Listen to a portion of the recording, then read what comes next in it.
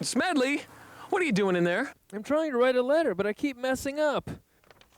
Well, instead of throwing out the paper, why don't you use a pencil? That way, use the eraser, you get rid of the mistakes, okay? Yeah, you could be right. Okay. Ah! I broke the lead! Now what? Smedley! Oh, what are you doing? What is that noise? Okay, here we go. Whoops, another mistake. I'll just erase that. Ah! Smedley, it is the beginning of the show, and may I be so bold as to ask, what are you doing? I'm trying to write my pen pal a letter. Oh, pen pal? Yeah. He writes to me, I write to him, you know, pen pal. I've never met him face to face. His name is Bobby, and he lives in another state. Oh, well, that sounds kind of cool. Yeah, well, nothing compared to what Bobby does. All the fun he has. His whole letter is just full of all the fun things he did at camp. Well, that sounds great. Yeah, real great. What am I supposed to write about? I mean, the most exciting thing that's happened to me lately was getting 2 prizes in my Sugar Rock cereal. Okay, well, think about it. I mean, how fun can camp really be?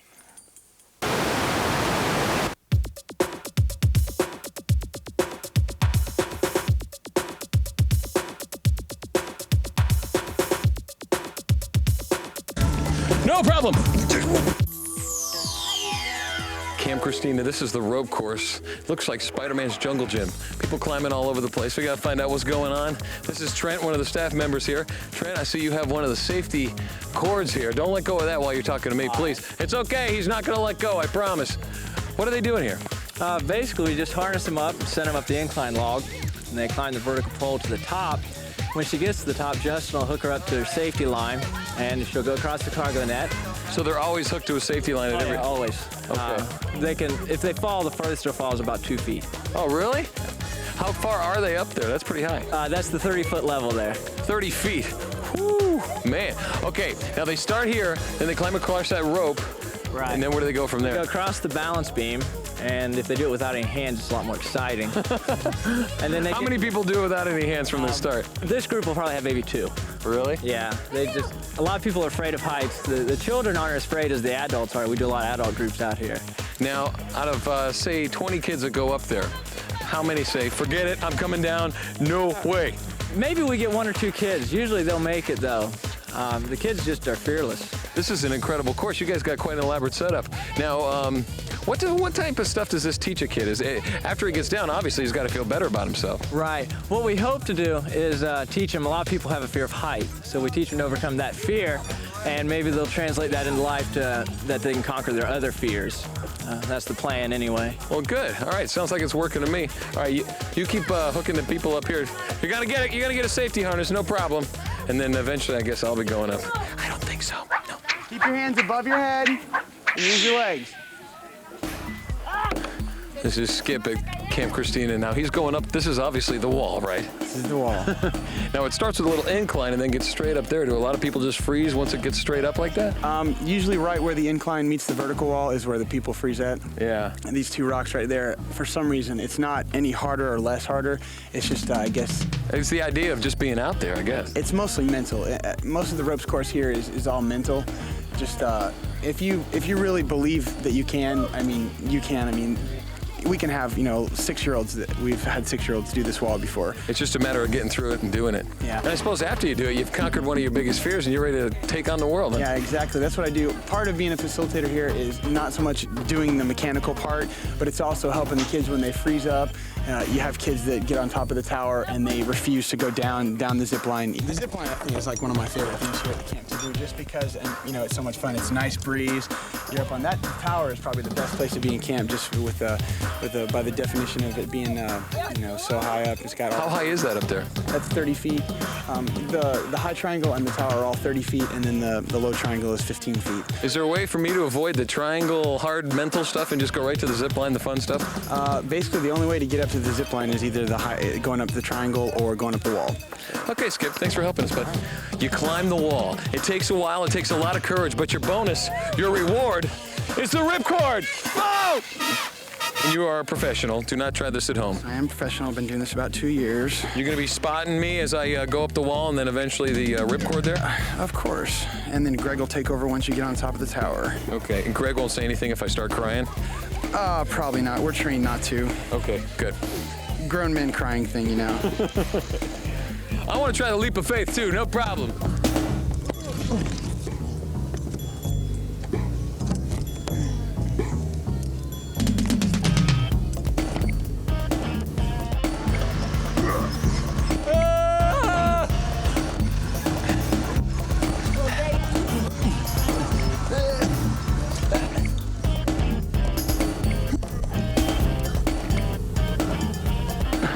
Made it.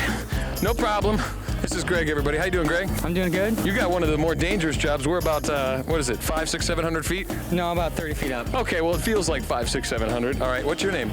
Loretta Hernandez. What is Loretta about to do now? She's about to go down the zip line. It's a long wire, and there's a pulley on here, and she's just going to zip right down it. Now, this doesn't seem like it takes too much effort, just a lot of courage. How many people come up here and say, no way? About 1 in 5. Okay, let's hope I'm not one of those 1 in 5. Are you going to do it, or are you going to say no way? I'll do it. All right, cool.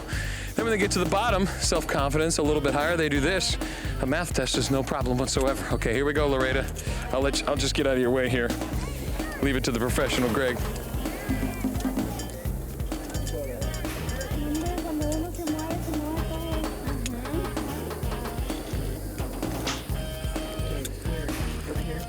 Safety, the number one concern here. She's all strapped in. She doesn't even have to hold on with her hands, but I bet you she is, because I know I am. There she goes! Bungee! Ah!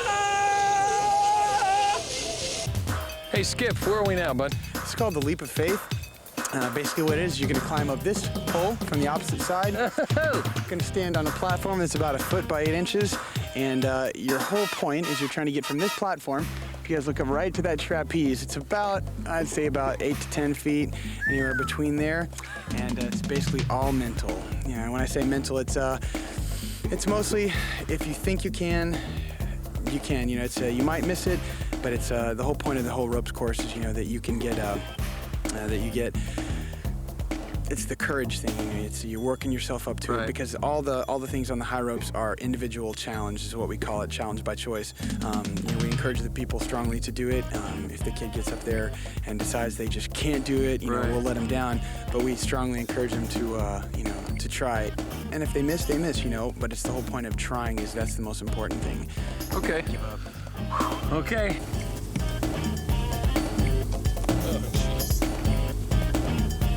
Already high.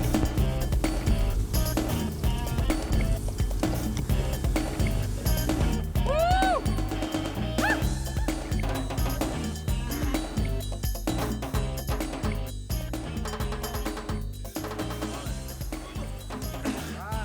Oh. Yeah.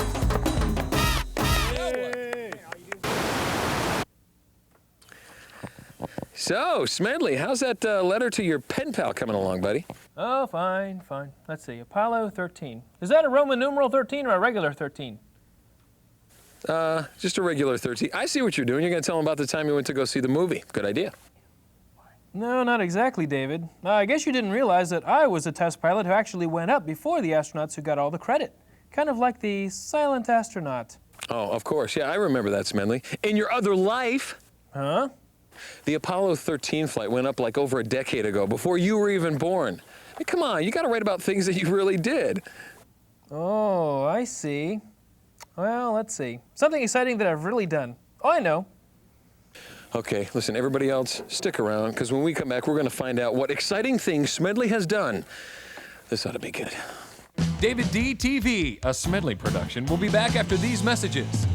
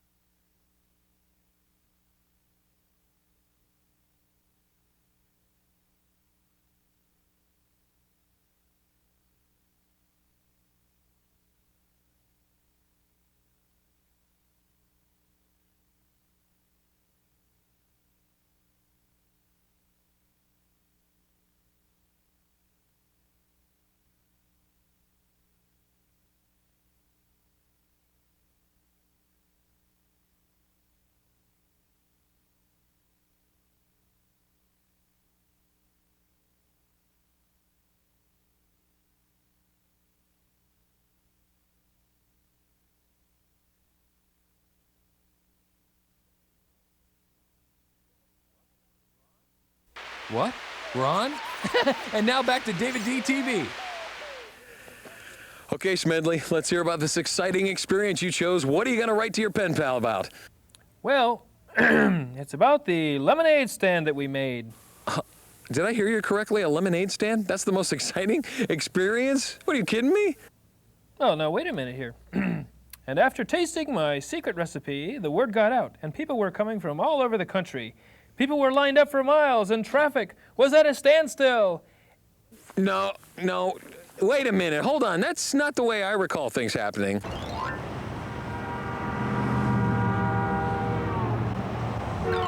Well, everyone remembers things differently, David. And you can't tell me that Bobby didn't exaggerate in his letter. I mean, it's hard to believe anyone could really do all those things at camp. Oh, yeah? You think so, huh? Well, take a look at this. You head off to camp, there's all sorts of things you can do. Horseback riding, swimming. Oh, don't forget about archery. Camp Christina, the YMCA. This is Eric. How you doing, Eric? How you doing? Well, you are like an archery expert here. I guess you could say that, yeah. All right, I don't see any holes in you, so you obviously know what you're doing. Yeah, not yet. Tell us a little bit about archery. Well, we have anywhere from 8 to 12-year-olds do it. They do it an hour at a time. 3 groups come a day to do it. Some kids, they hunt with their dads and moms, stuff like that at home. And They know what they're doing already? some kids do. Some kids have no clue what's going on. But we work with them through that week, and they at the end, by Friday, they're really good at it. They can do it. Give an 8-year-old a bow and arrow and then stand close to them. This man definitely knows what he's doing. Give us some safety tips. What would you recommend? Usually, since there's a lot of kids at once, I like to have them all seated if they're not shooting. Right. So I can teach over here, and then while they're not shooting, they can sit down. Right. Never point the arrow at anybody at any time, anywhere. Right. Always point the arrows at the target. And no dancing in front of the target, for Pete's sake. Remember that. Okay, Eric, you're going to show us some stuff then? Sure thing. You're going to hit some bullseyes for us? I'm gonna sure try. All right. I'm not going to touch it because I like him and I don't want to injure him in any way. Okay, let's do it. What kind of things does archery do for you?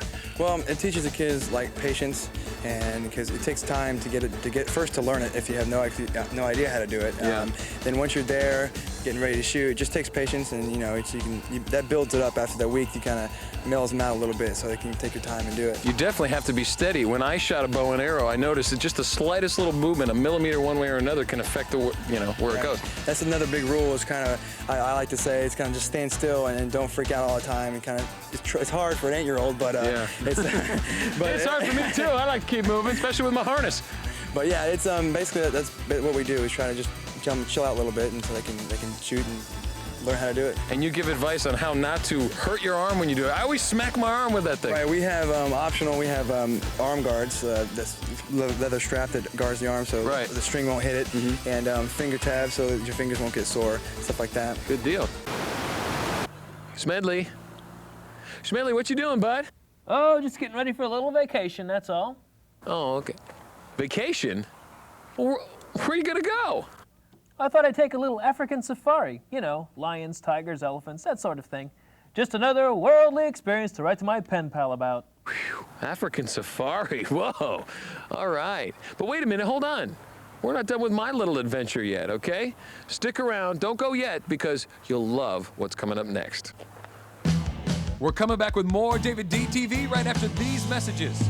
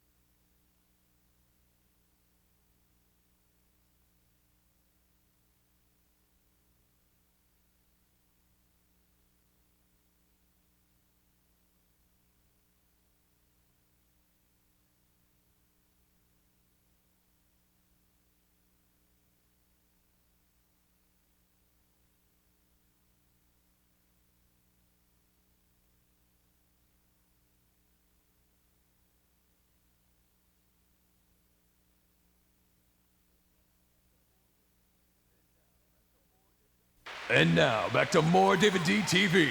Hey, Smedley, you think that sounded like me? Oh, I see. Is that so? $5,000? Oh, okay, thanks, bye. So, Smedley, I see you're making arrangements for your little African safari, huh? How's it coming along? Well, I guess I've decided not to go after all. Okay. Well, I was wondering how you were going to go to Africa on your salary. No offense. Well, not that I couldn't come up with the $5,000. I just didn't want to break over my piggy bank, that's all. The question is, can you canoe? We just don't know. Let's find out. It's a beautiful scenic day, a beautiful day for canoeing, and we're ready to rock. All right, now, there's two things you need when you start canoeing. First of all, you need canoes. Second of all, you need some people. Hello! Okay, here we go. All right, good job. right. Hey, are you Frank? Sure am. Frank. How you doing, Dave? Good, nice to meet you. All right, you guys go ahead and start getting loaded up. I'm gonna talk to Frank here about canoes. Now, Frank, where are we here? Well, we're on the Little Manatee River, and we're at the Little Manatee River State Park, and we're going to take you all canoeing today and show you some paddling tips and some things about safety. Canoeing is a team sport. There's a front and a back, and you guys need to know how to work together. Okay, well, let's get in. You show us how we're doing it, and hopefully I won't tip anything over. Let's go. Where's the motor? We're the motor today. Oh. One up front and one in the back. Okay. I'll be the stabilizer. See ya!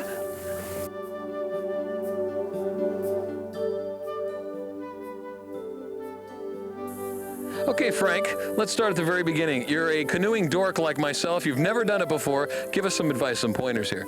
Okay, this is called a paddle, and the top here is a grip, and this is called a T-grip. And what you want to do is place your hand on top of it, and then that will put your paddle at the proper angle to the canoe automatically. So if you hold it any lower, you may... Like this, you may be paddling like this, and what are you doing? You're doing nothing. Okay, that's cool. So you want to always keep your hands in the proper place. Now, when you go to take a stroke, you put your paddle way ahead of you and draw it smoothly to the back.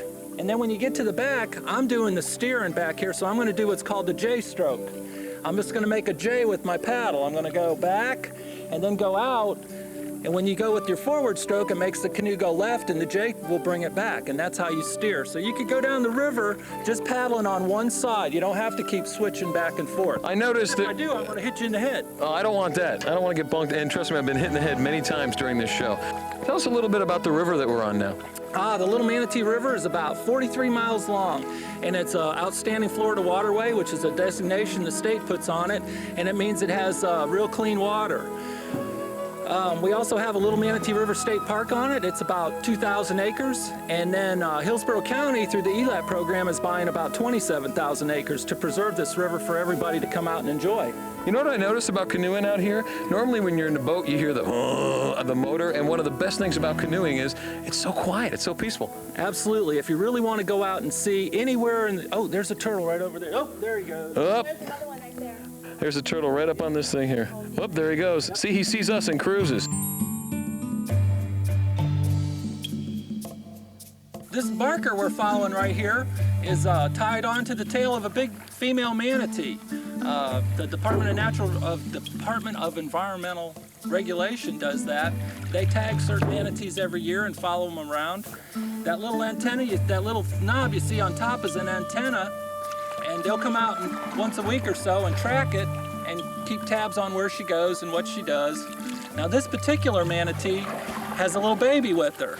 This is a proud mama, and we're kind of going to follow her a little bit, but we're not going to harass her. We're just going to follow her. You have to be real careful with wild animals.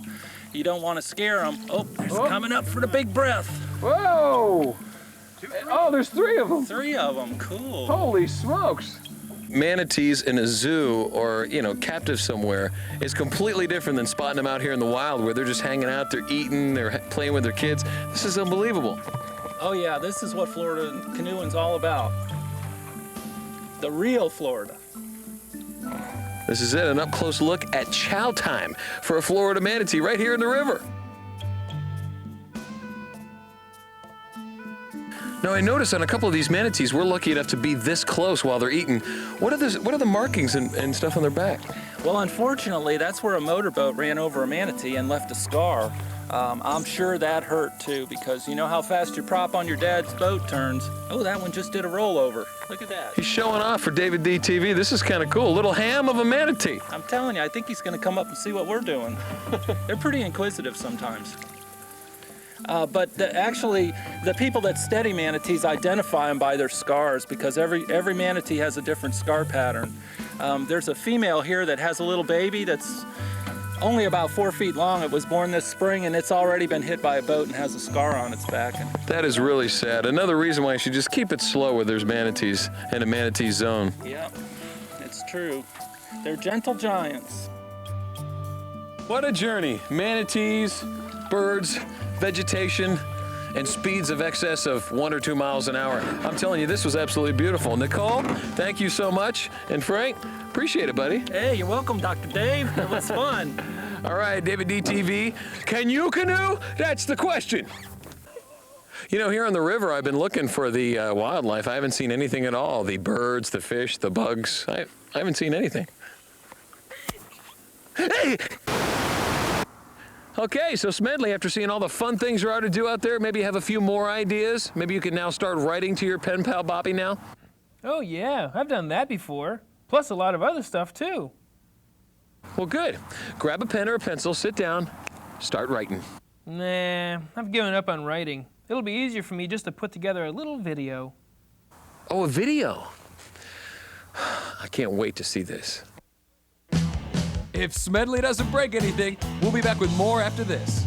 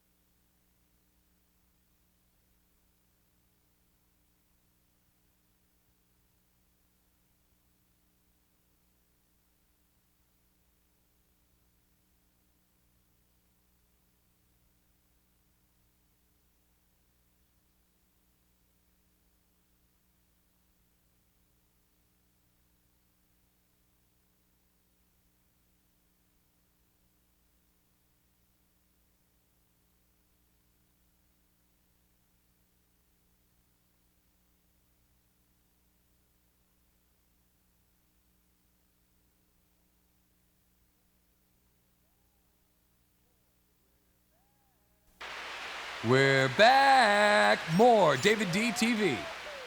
All right, Smedley, the moment we've all been waiting for. Can't wait to see this video of all the exciting things that you've done lately. Let's see it. Come on, roll it. Okay, here goes. Well, there's parasailing, scuba diving, firefighting, car racing, flying, horseback riding, rollerblading, racquetball. Hey, excuse me. Hello? Am I still here? Those are all things I've done lately. Come on, Smedley. Yes, and who captured it all on camera for the show? Well, you did.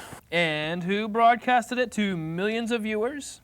Well, you did that too.